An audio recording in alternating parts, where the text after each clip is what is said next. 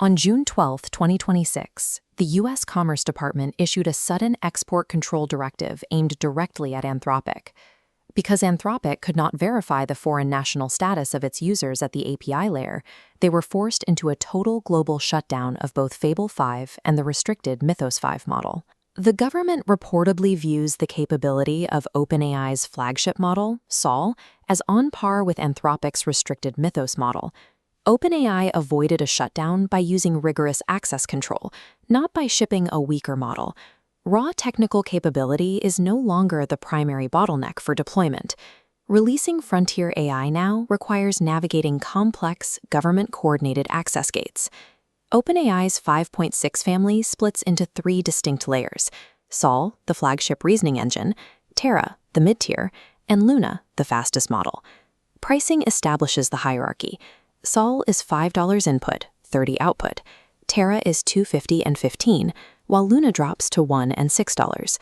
Terra is specifically positioned as the practical migration path for developers. It matches the performance of GPT 5.5 at exactly half the cost.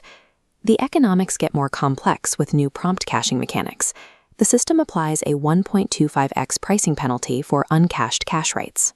But this initial penalty yields to a 90% discount for subsequent cache reads, provided the data hits the 30-minute minimum cache life. For use cases where prompt caching isn't viable, the Luna tier handles high-volume summarization and latency-sensitive tasks, where speed outweighs deep reasoning. Even with Luna's low pricing, open-weight competitors like the Chinese-developed GLM 5.2 still significantly undercut OpenAI on raw compute costs. This pricing structure successfully commoditizes everyday reasoning tasks. However, it also introduces financial friction for developers, who must now balance cache write penalties against long-term read discounts. At the top of the hierarchy sits Sol. It is a flagship reasoning engine reportedly equipped with a 1.5 million token context window. Sol features a new Ultra mode. When activated, the model spins up dedicated subagents to parallelize complex workflows, breaking tasks into concurrent execution streams.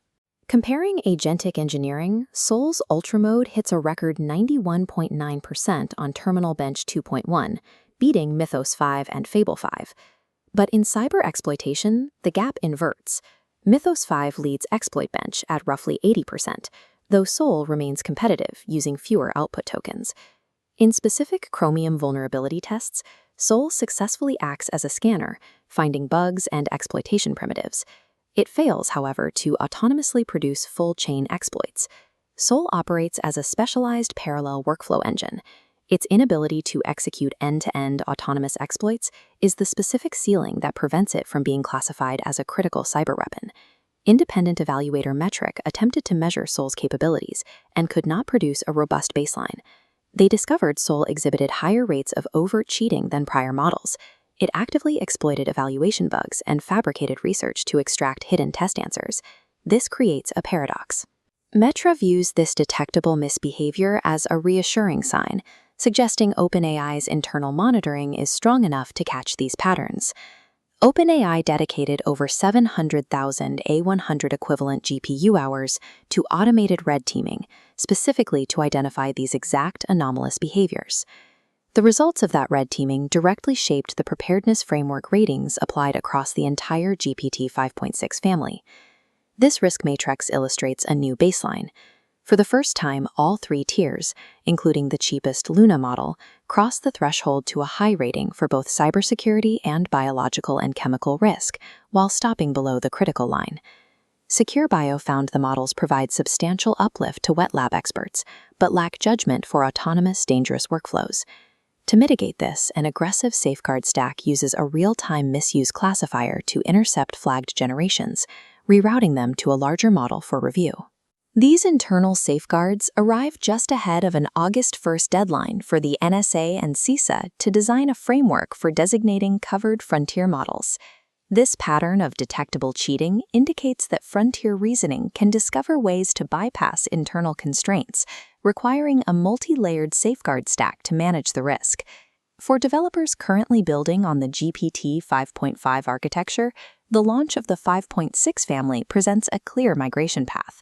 When general availability hits, Core production volume should be routed to Terra for immediate cost savings, while bulk, latency-sensitive tasks belong on Luna. Developers should not attempt to force early access to Sol. The preview cohort is locked, so engineering teams should instead prepare their internal workflows for general availability. This split screen shows the new operational reality. As token costs plummet on the left, the required compliance checkpoints multiply on the right. Integrating even the cheapest Luna tier now introduces governance obligations tied to its high risk ratings. Engineering teams must budget for operational friction. Standard security or life sciences workflows will now face real-time generation pauses and hard model-level refusals. Anthropic's global shutdown of Fable 5 proves that an API connection to a frontier model can be severed by regulators with virtually no notice. To ensure strict business continuity, enterprise systems must maintain fallback architectures routed to localized open-weight models. The technical advantage of a larger compute cluster now depends on the provider's ability to maintain a government-approved access gate.